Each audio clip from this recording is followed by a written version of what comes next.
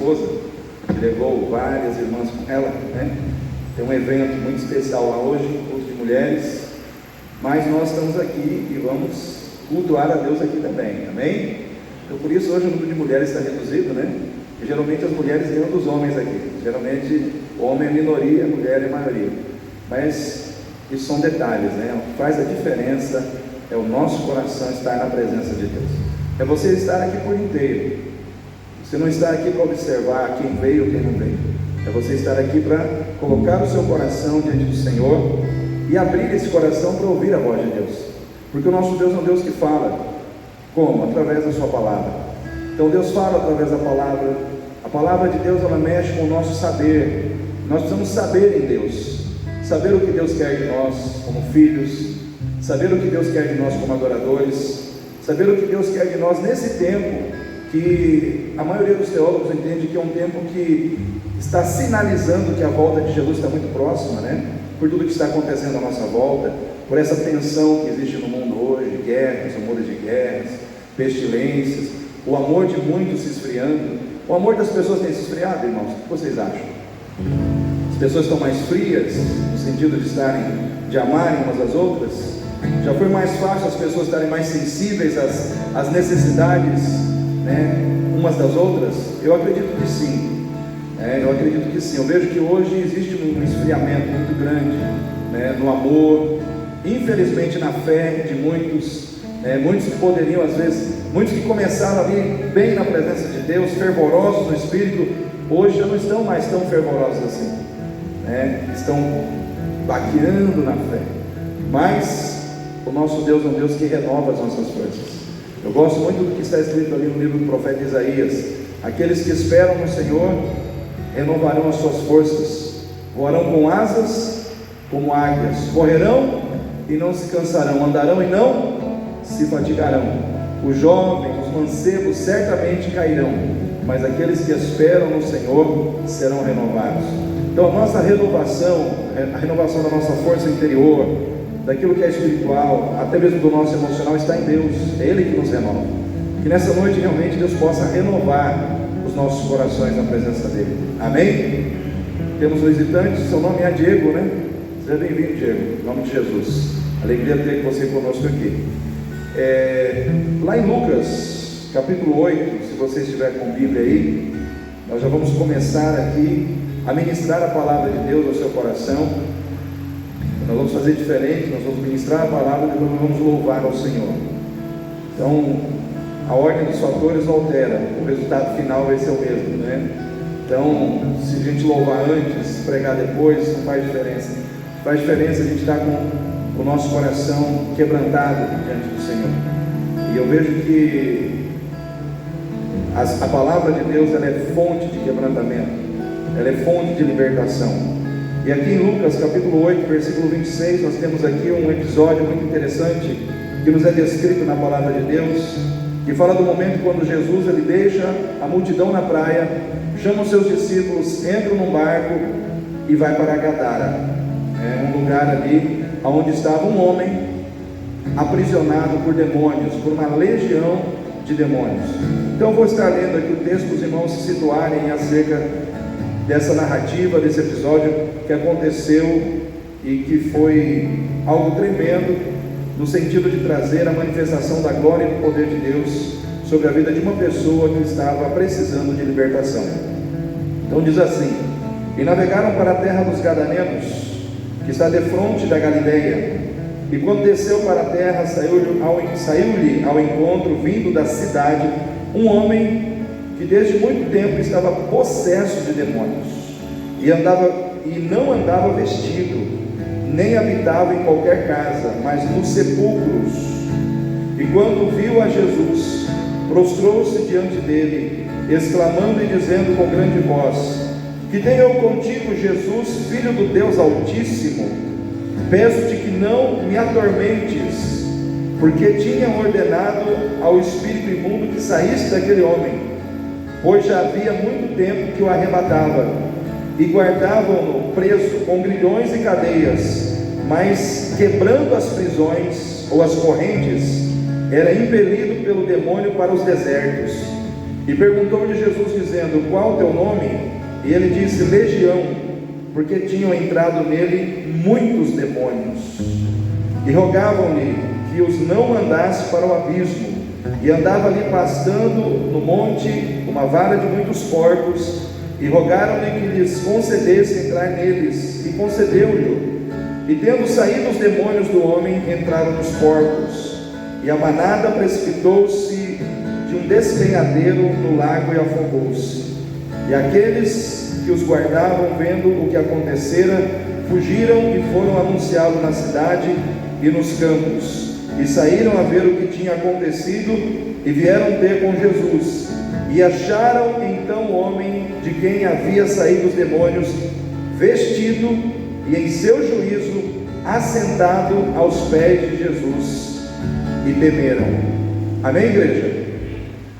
Queridos, aqui nós temos esse episódio que fala desse homem que era um gadareno, porque ele morava na cidade de Gadara. E ele era um homem que estava com uma vida completamente destruída em função dos demônios que estavam presentes na vida dele.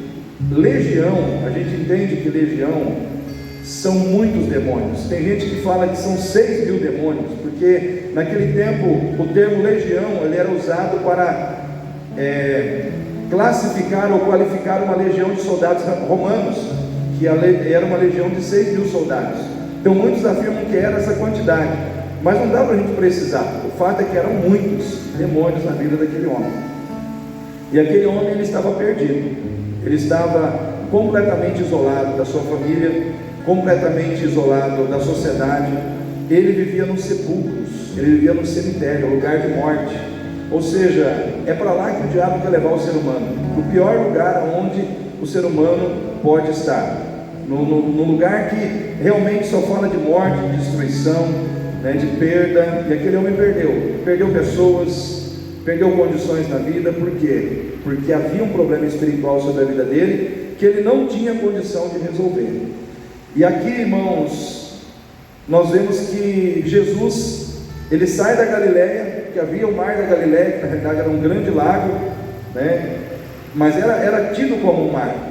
E Jesus ele sai da Galileia e vem para Gadara. Ele pede para os discípulos entrarem com ele no barco, e ele vai em direção a este lugar. Ele chegou ali, encontrou esse homem, libertou esse homem e voltou. Então tudo indica que o motivo de Jesus ter atravessado todo o mar da Galileia foi para resgatar, salvar e libertar uma vida. Uma vida para Deus vale muito. Amém?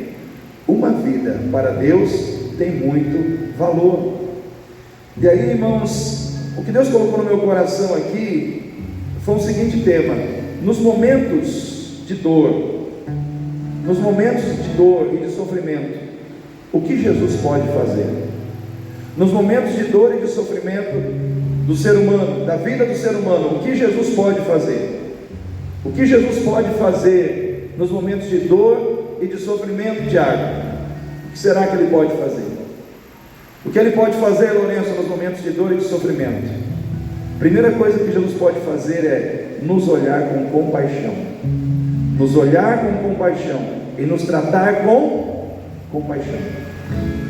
Essa palavra compaixão é uma palavra, ela não é apenas uma palavra bonita, ela é uma palavra profunda no seu significado. O que é compaixão, pastor? Tem gente que fala assim: ah, pastor, eu vi ali uma pessoa, aquela pessoa estava num estado lastimável, terrível, e quando eu vi aquela pessoa, o meu coração sentiu tristeza, eu senti dor, eu senti compaixão daquela pessoa. Tá, mas o que você fez por aquela pessoa? Não, eu só senti, mas eu não fiz nada, eu fui embora, mas eu senti tristeza com a dor, com o sofrimento daquela pessoa. Mas isso não é compaixão. Isso faz parte da compaixão. Compaixão é você sentir a dor do outro como se fosse sua dor. Compaixão, sim, também é sentir a tristeza do outro, a dor do outro, é sentir as misérias do outro, mas acompanhado da responsabilidade de fazer algo pelo outro. Amém? Você só sentir e ir embora, isso não é compaixão, é dó, isso é pena. Isso não é compaixão. A compaixão é você sentir a dor do outro, a miséria do outro, o problema do outro, trazer isso para dentro do seu coração. É olhar com paixão para a pessoa, olhar para a pessoa e dizer: eu vou fazer algo. É trazer para dentro de si a responsabilidade de fazer algo por aquela pessoa que está naquele sofrimento. É sentir a dor e a responsabilidade de agir em favor daquele que está necessitado de alguma coisa, que está necessitado de algo que precisa ser feito pela sua vida. Isso é compaixão. Compaixão é o amor de Deus em ação. Compaixão não tem nada a ver com um sentimento inerte. Compaixão é algo que não te deixa passivo, inerte, parado diante do sofrimento, diante das dificuldades de alguém que está no seu caminho. Então, quando Deus olhou para nós, Ele sentiu compaixão. Foi a compaixão de Deus que fez com que Jesus descesse a essa terra. Compaixão, irmãos, fez com que o Senhor olhasse para nós e nos visse perdidos nos nossos pecados e visse em nós a total incapacidade de resolver o problema do pecado. E aí Deus falou assim: eu estou sentindo a dor deles, a dor do sofrimento, a dor da condenação ao inferno, a dor da nossa alma perdida no pecado. Só que Deus falou: estou sentindo, mas não estou apenas sentindo, eu vou fazer algo, vou mandar meu filho. Aí Ele manda que o seu filho desça para fazer o que nós não podíamos fazer. Então Jesus veio como manifestação da compaixão de Deus, o amor de Deus em ação para a nossa salvação, o amor de Deus em ação para a restauração da nossa alma.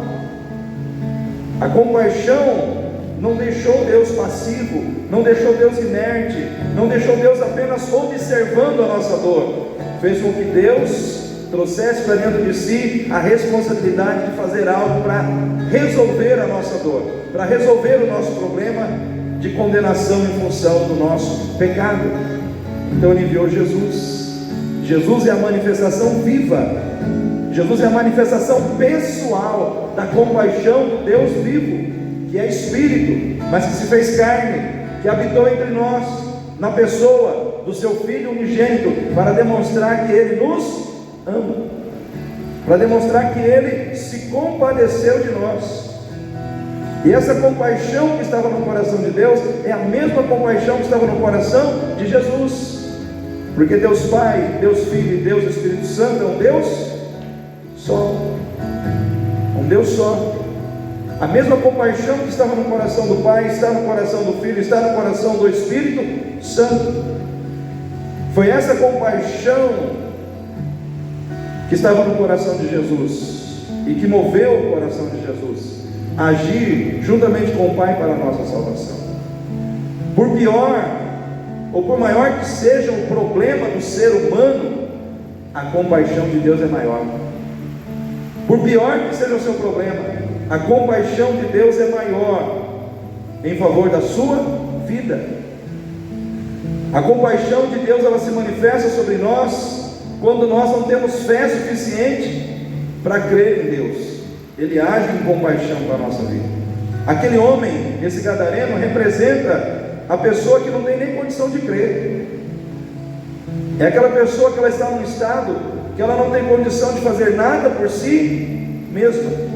Imagina uma pessoa totalmente possessa por demônios, que faz com que ela fique que nem um louco. Porque, irmãos, ele vivia que nem um doido.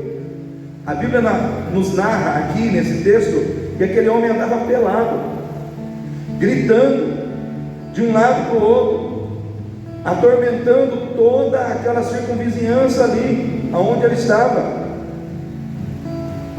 de dia e de noite. Ele não dormia. Você imagina uma pessoa ficar sem dormir direto? Aquele homem estava assim.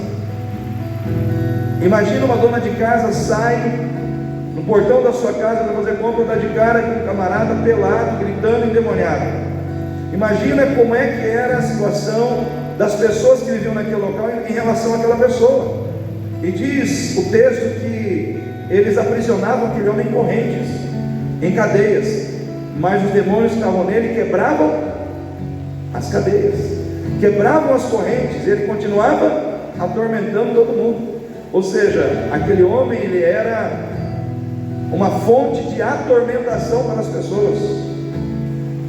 Então as pessoas não queriam ter relacionamento com ele, não queriam chegar perto dele. Aquele homem, o inimigo trabalhou na vida dele para isolá-lo das pessoas. E muitas vezes é isso que o inimigo tem feito na vida de muitas pessoas. Só que a compaixão de Deus veio sobre aquele homem. Irmãos, Deus tem compaixão por cada um de nós. Sabe por que você e eu estamos em pé aqui? Porque Deus tem compaixão pelas nossas vidas. Por causa da compaixão de Deus. Por causa da compaixão de Deus, eu e você estamos em pé. Estamos sobrevivendo, estamos enfrentando lutas, estamos vencendo, porque tem um Deus que tem compaixão. Lá em Isaías 49:15, o Senhor responde a Israel, no momento que Israel disse: o Senhor se esqueceu de nós, porque eles estavam vivendo uma luta, uma dificuldade de cativeiro. E aí o Senhor responde através do profeta: pode uma mãe esquecer-se do seu filho de colo? Quando o texto diz pode uma mãe esquecer-se do seu filho, está falando do filho de colo, aquele neném, aquele bebê que é completamente dependente dos cuidados da mãe. Depende da mãe para se alimentar, depende da mãe para ser trocado, depende da mãe para ser protegido. E o Senhor pergunta: pode uma mãe esquecer-se do seu filho que está nessa condição e que depende totalmente do seu cuidado? E ele mesmo responde: se ela vier a se esquecer, eu todavia não me esquecerei de ti, pois te tenho gravado na palma das minhas mãos. Isso é compaixão de Deus, isso é amor de Deus pelo seu povo. Deus não se esquece de você na dor, amém? Deus não se esquece de você no meio do sofrimento. Como ele disse: não me esquecerei de ti. Deus não esquece dos seus filhos, Deus não esquece daqueles que o servem na dor, no sofrimento. Deus se lembra. No momento em que todos se esqueceram daquele homem, aquele homem estava esquecido para a sociedade, esquecido para a sua família, esquecido para todo mundo, mas ele não estava esquecido por Deus. Ele estava esquecido para a sua família, esquecido para a sociedade, esquecido para a comunidade, mas ele não estava esquecido para Jesus. Jesus se lembrou dele. Jesus se lembrou dele por causa da compaixão.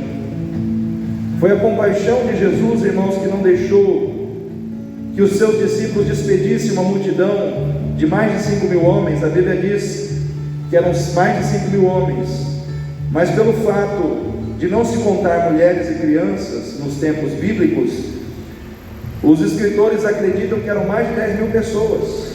5.000 homens, aí tem mulher, tem filhos, enfim, mais ou menos 12.000 pessoas estavam famintas. Até o final da tarde caminharam com Jesus e não havia comida.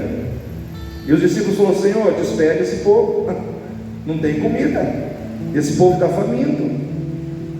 E aí Jesus diz: dai-lhes vós de comer. Mas Senhor, nós não temos. O que vocês têm? 5 pães e 2? Traz para mim. O que Jesus fez? Multiplicou pães, multiplicou peixes, mas não despediu aquela multidão com fome. A compaixão dele fez com que ele cuidasse das necessidades daquela multidão. Mas o mesmo Jesus que tinha compaixão de uma multidão de mais de 10.000 pessoas, ele teve compaixão de uma pessoa só. É isso que me chama a atenção, irmãos. Sabe o que eu entendo aqui que o Senhor está falando para mim e para você nessa noite? Que quem tem compaixão por uma multidão precisa ter a mesma compaixão para cuidar de uma pessoa só, muitas vezes.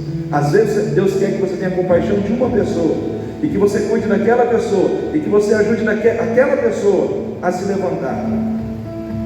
Eu fico pensando, será que nesses dias que nós estamos vivendo tem faltado, será, compaixão nos nossos relacionamentos?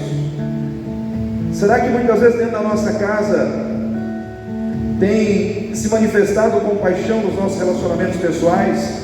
A gente tem sentido a dor do nosso cônjuge, a dor da pessoa que muitas vezes está ali conosco, que dorme conosco, que convive conosco. Nós temos sentido a dor daquela pessoa. Quando eu falo cônjuge, os irmãos entendem, né? Quem é homem, estou falando da mulher, e quem é mulher, estou falando do marido. Será que nós temos sentido compaixão dos nossos filhos nesses momentos tão difíceis que nós estamos vivendo hoje, onde os jovens parecem que têm uma dificuldade muito grande de se conectar com os pais, mas tem uma facilidade muito grande de se conectar com o celular, com os meios eletrônicos, com as redes sociais, e parece que existe um afastamento, um está falando uma coisa, outro está falando outra. Será que os filhos têm tido compaixão dos seus pais? Às vezes os pais trabalham para dar tudo para o filho, às vezes até acima do que pode, mas o filho ainda demonstra ingratidão. Será que muitas vezes tem existido compaixão? Em primeiro lugar, não tem que ter compaixão dentro da nossa casa. A gente tem que ter compaixão dentro do nosso ambiente familiar. Sentir a dor do outro. O que é compaixão? É você sentir a dor do outro e se sentir responsável em fazer algo pelo problema, pela dificuldade que o outro está passando.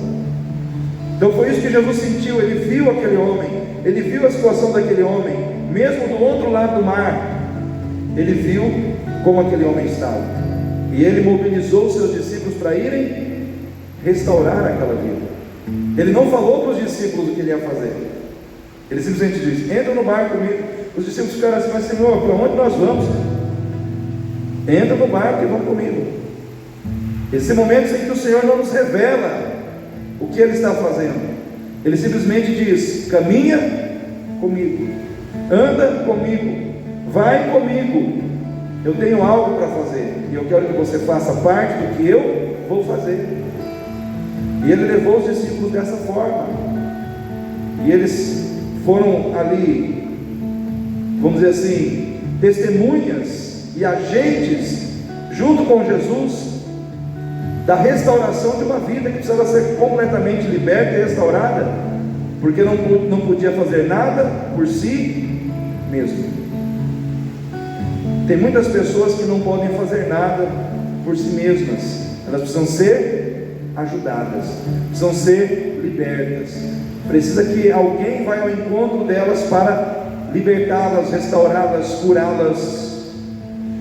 E quando eu penso, irmãos, na vida desse homem, penso nessa ação de Jesus, eu penso que muitas vezes o Senhor está dizendo para mim e para você como igreja, que existem pessoas que precisam ser buscadas, pessoas que aparentemente estão com as suas vidas destruídas, e precisam ser buscadas para receberem o que? Cura, libertação, restauração, salvação, a salvação que Ele pode dar. Nós precisamos buscar, assim como Ele buscou. Ele estava dizendo aos discípulos: busquem, busquem. É como se Ele estivesse ensinando os discípulos: é necessário buscar. Os gadarenos estão caídos, porque estão envolvidos por sistemas demoníacos, dos quais eles não conseguem se libertar. Eu fico pensando, irmãos, quantos gadarenos estão lá fora? Quantas pessoas estão com a vida destruída diante do pecado, da prostituição, diante do pecado do vício das drogas, diante do pecado do vício do álcool? Sim ou não, irmãos? Será que você conhece, lembra de alguém que talvez hoje está lá, perdido, preso a uma situação e não consegue sair dali? E precisa ser buscada, essa pessoa precisa ser buscada, mas buscada com paixão. Precisa ter compaixão. A gente precisa buscar com compaixão quem está perdido. Talvez pior que o vício do álcool hoje, pior que até o vício das drogas, seja o vício eletrônico, o vício do celular. Irmãos, não tem nada mais destrutivo nos dias atuais do que esse aparelhinho aqui, quando mal usado, quando mal utilizado. Às vezes o mal, ele não está, vamos dizer assim, no celular em si mesmo, mas na maneira como nós usamos.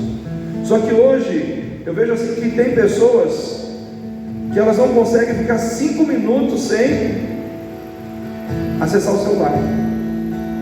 Dá a impressão que se você tirar o celular de determinadas pessoas, por um dia, 2 dias, aquela pessoa vai começar a ter crise. Que nem uma pessoa que está viciada em droga, começa a babar no canto da boca, porque não consegue ficar sem o aparelho do celular, mas consegue ficar sem ler a Bíblia, consegue ficar sem orar, consegue ficar sem ir à igreja, mas não consegue ficar sem o celular.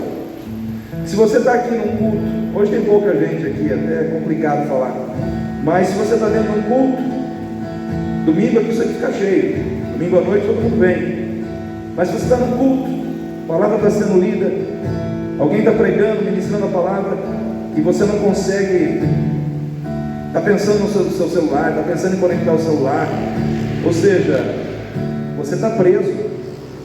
Existe uma prisão dentro de você que você não percebeu. Você está preso, está pensando no TikTok, está pensando nas redes sociais, ou seja, sua mente está em outro lugar. Isso é um problema. As pessoas hoje não conseguem mais prestar atenção naquilo que requer a atenção. Por que tem acontecido muitos acidentes no trânsito, irmãos? Será que o celular tem alguma responsabilidade nisso? O acesso ao celular em movimento? Irmãos, aumentou muito. Pessoas estão distraídas porque estão viciadas no aparelhinho. Então nós precisamos trazer para Deus quem está longe de Deus, irmãos. Às vezes a gente fica, a gente olha só para o drogado, aquele cara que está lá na maconha, na cocaína, não, esse aí está longe de Deus. Às vezes alguém que não fuma maconha, não fuma cocaína, nem bebe, está longe de Deus por causa de um celular. A droga dele é outra. A droga dele é outra droga. Então o mundo, ele é especialista em colocar drogas na nossa vida, especialista em fazer com que o nosso coração se perca em relação à nossa fé. Nunca vivemos um tempo, irmãos, onde a fé é tão negligenciada como nos dias atuais. Muitas pessoas estão descrendo da palavra, descrendo daquilo que Deus diz, descrendo do valor e do poder da oração, descrendo, irmãos, do reino espiritual. O reino espiritual ele é real. Ele é real, irmãos. Eu lido com pessoas. Tiago talvez deu testemunho dele um dia aí, né? Mas essa semana nós tivemos uma batalha espiritual, né, Tiago? Uma batalha espiritual grande, né? Então, forças malignas aí agindo, tentando destruir a vida desse rapaz aí. Deu trabalho, né, para nós, mas a vitória já foi decretada em nome de Jesus. Mas irmãos, é que nem o Hiperdia, estava os médicos aqui na quarta-feira para fazer o atendimento do povo aqui na igreja, né? Hipertensão, diabetes e tudo mais, e o momento da palavra, e quando eu fui pregar a palavra, eu falei exatamente das situações que muitas vezes não está no alcance das mãos humanas, são coisas que a mão do homem não pode alcançar. E Deus permite para que a gente possa confiar nele. Nós precisamos dessa limitação, porque se nós fôssemos ilimitados, a gente nunca dependeria de Deus, irmãos. A nossa limitação nos lembra que nós precisamos de alguém que está acima de nós, que tem mais poder que nós, que consegue alcançar mais longe do que nós, que consegue fazer coisas que nós não conseguimos. E eu estava falando do Mar Vermelho, quando Deus permite o povo chegar lá diante do Mar Vermelho, e ali aparentemente não tinha saída. O povo estava diante do Mar Vermelho, Faraó vindo com os carros e cavaleiros para destruir o povo. Aparentemente não tinha saída. Humanamente falando, não tinha o que fazer. Humanamente falando, o povo ia morrer nas mãos de Faraó e do seu exército. Só que naquele momento, aquilo que mão humana nenhuma poderia fazer, a mão de Deus fez. Deus abriu o Mar Vermelho e o povo passou pelo meio do mar. Ou seja, Deus criou uma saída inimaginável, impensável pela lógica do homem. Nós vivemos uma sociedade hoje muito lógica. É difícil hoje uma pessoa que tem uma mente muito racional acreditar que Deus abre mar. Mas eu acredito que o meu Deus abre mar, cura leproso, liberta gadareno de demônio, faz cego ver, faz aleijado andar, cura pessoas de câncer. Irmãos, nós temos testemunhos de pessoas que foram curadas de câncer nos dias de hoje. O pastor que pregou aqui na sexta-feira passada, o caso dele era impossível, mas Deus o trouxe de volta à vida, deixou os médicos da Santa Casa tudo boquiaberto, porque na visão dos médicos ali não tinha mais jeito, estava perdido completamente. O que aconteceu? Deus aconteceu, Deus fez as coisas acontecerem. Eu quero dizer para você, querido, esse Deus que faz as coisas acontecerem está aqui, Ele se faz presente no nosso meio. O Senhor Jesus diz: aonde estiverem 2 ou 3 reunidos em meu nome, ali eu estou no meio deles, ali eu estou com eles.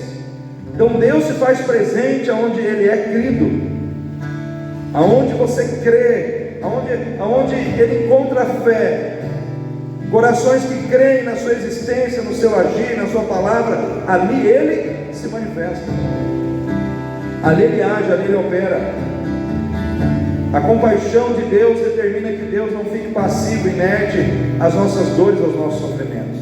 Isso tem que trazer paz ao nosso coração, irmãos, porque às vezes a gente se sente sozinho, às vezes a gente se sente abandonado, às vezes a gente se sente rejeitado, desprezado por causa dos nossos problemas, como aquele homem com certeza se sentiu, mas o Senhor foi ao encontro dele.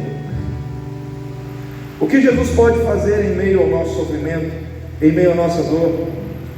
Ele pode reconhecer o nosso valor, quando todos já perderam de vista o valor que nós temos.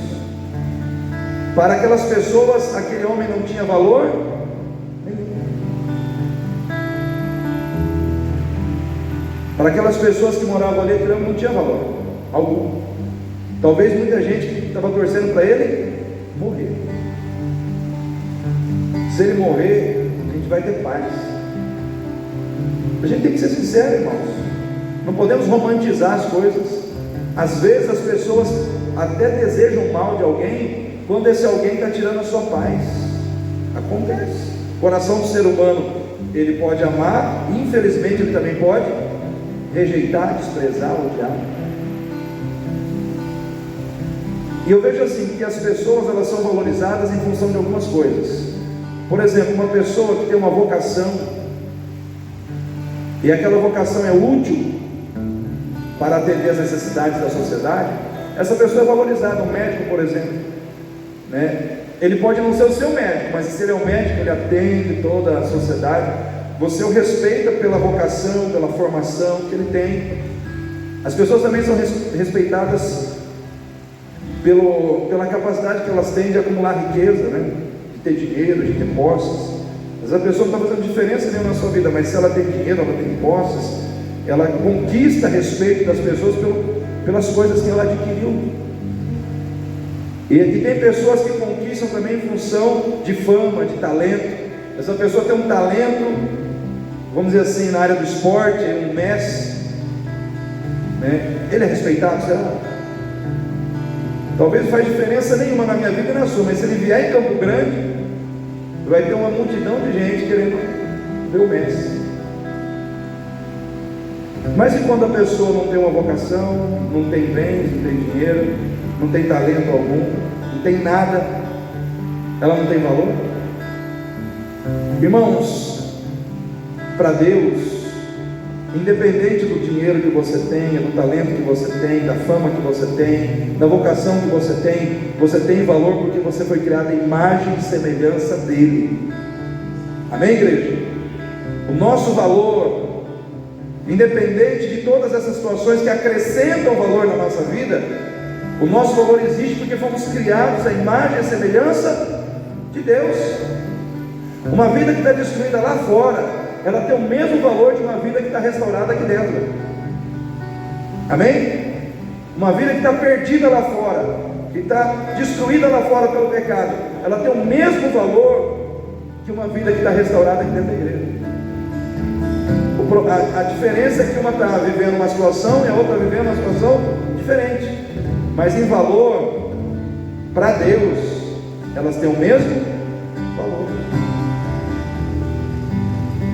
Se você está abençoado aqui, amém, glória a Deus, mas a sua vida não tem mais valor do que aquele que não está lá fora.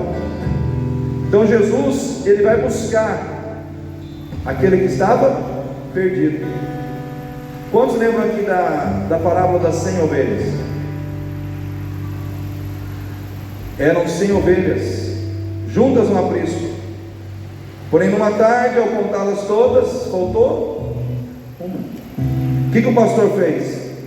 Deixou as 99 e foi buscar uma. Aquele gadareno era a uma ovelha que Jesus foi buscar. Então muitas vezes nós temos que buscar a uma ovelha que o Senhor quer limpar, restaurar, cuidar, sarar, levantar, tratar. Ele fez isso porque para ele aquela ovelha tinha valor. Você tem valor para Deus. Amém, irmã? A irmã tem valor para Deus. Ah, pastor, mas eu tenho 80 e poucos anos. Tem valor para Deus. Ah, pastor, mas eu tenho dor aqui, tenho dor ali, não consigo fazer mais nada, não sou mais jovem. Tem valor para Deus. Tanto quanto aquela jovem que pode fazer muito mais coisas que a irmã. Todos nós temos valor para Deus. O que Jesus pode fazer? Ele pode reconhecer o nosso valor.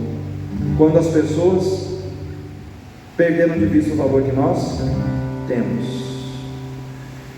O que o Senhor mandou dizer para você aqui nessa noite é que você tem valor. Com todas as dificuldades, problemas, imperfeições, você tem valor para Ele. Ele pode caminhar na nossa direção quando todos já deram as costas para nós. É terrível quando as pessoas dão as costas para você, né? Eu não sei quantos já passaram por essa experiência, mas é uma experiência muito ruim quando as pessoas te abandonam, te deixam. Aquele homem foi abandonado, as pessoas o deixaram, o abandonaram, mas Jesus caminhou na direção e foi ao encontro dele. Eu quero dizer para você, querido, Jesus, ele continua caminhando na nossa direção.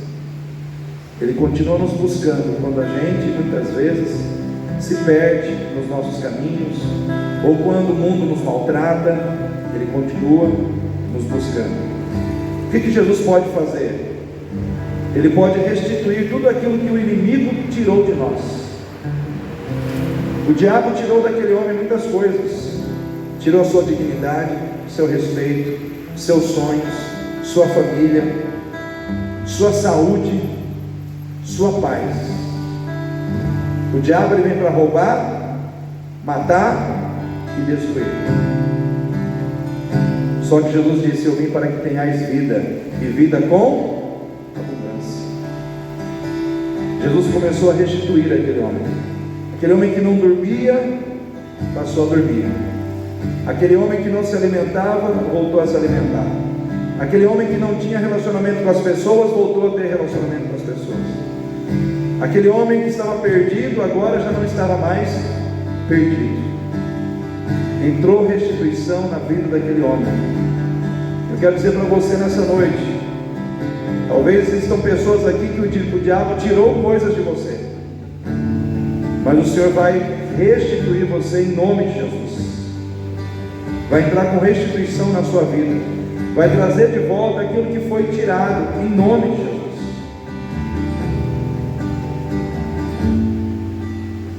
O que Jesus pode fazer? Ele pode usar o nosso sofrimento para ensinar os discípulos a fazer a obra. Como é que o Senhor nos ensina a fazer a obra como discípulos? Nos levando e nos colocando diante dos necessitados. Os discípulos foram com Jesus naquele barco, porque Jesus queria ensiná-los a como eles deveriam tratar o necessitado. Jesus não levou os discípulos para um passeio de barco, levou os discípulos para fazer uma obra de cura, de restauração. E por que os discípulos foram? Porque a vontade de Jesus prevaleceu no coração deles, mais do que a vontade deles mesmos.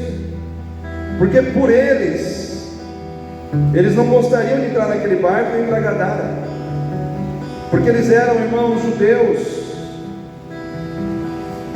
e Gadara era considerado um vilarejo de pessoas impuras. O judeu não come nem porco, nem chega perto de porco. Tinha porco lá, tinha ou não tinha?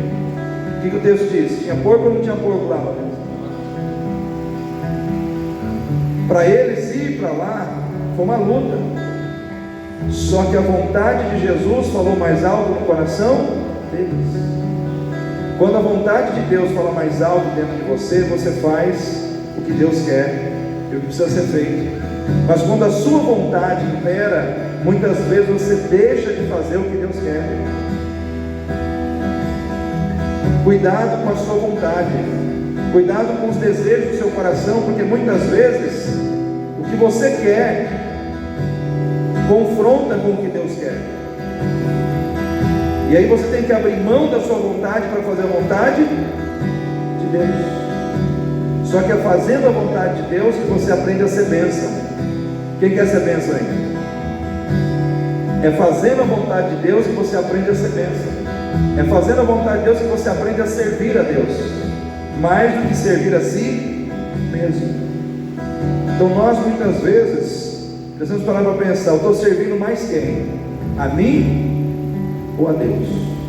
Eu estou fazendo mais qual vontade? A minha ou a vontade de Deus?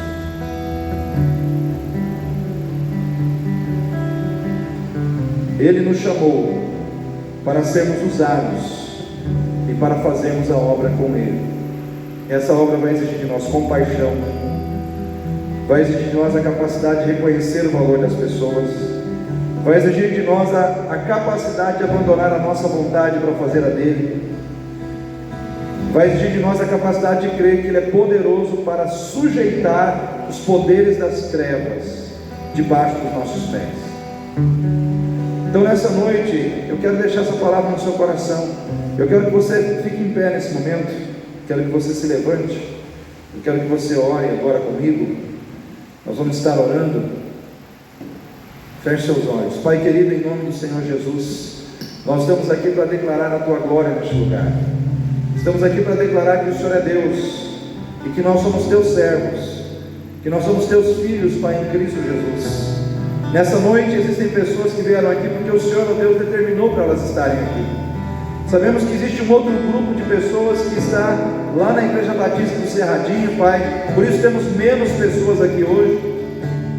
Que o Senhor abençoe lá, Pai, o seu povo lá, que o Senhor mova lá também. O pastor Luiz pediu para nós orarmos pelo irmão, ó Deus, que está lá, ó Deus, entubado no hospital. Nesse momento, Senhor Deus, ó Pai, eu não lembro o nome dele, eu não lembro se é João, ó Deus, mas o Senhor sabe de quem eu estou falando. Pai, eu intercedo por esse teu servo, que foi entubado, Senhor, que está lá no hospital. Deus, põe a tua mão de poder sobre a vida desse homem, faça um milagre na vida dele, Pai, não permita que ele parta se não for da tua vontade, Senhor. Se existe alguma ação contrária à vontade do Senhor sobre a vida dele, que esta ação seja quebrada, seja destruída agora. A família desse homem, ó Deus, precisa dele de volta em casa.